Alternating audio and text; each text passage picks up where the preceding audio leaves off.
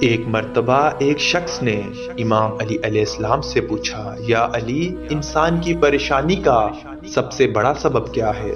بس یہ کہنا تھا تو امام علی علیہ السلام نے فرمایا، اے شخص، انسان کے پریشانیوں کی صرف دو وجوہات ہیں۔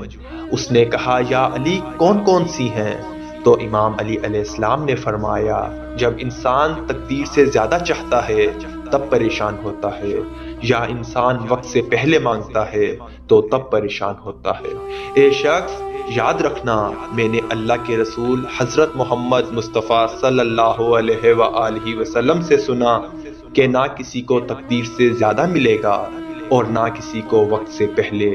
انسان کے اختیار میں یہ ہے کہ وہ اپنے فیصلے صحیح کرے اور محنت کے ساتھ اپنے مقصد کو دیکھے اور یہ یقین اپنے وجود میں پیدا کر لے، جس طرح بچپن میں میری ہر چھوٹی سے چھوٹی خوشی کا میری ماں خیال رکھا کرتی تھی، ویسے ہی میرا اللہ 70 ماؤں سے زیادہ مجھ سے پیار کرتا ہے۔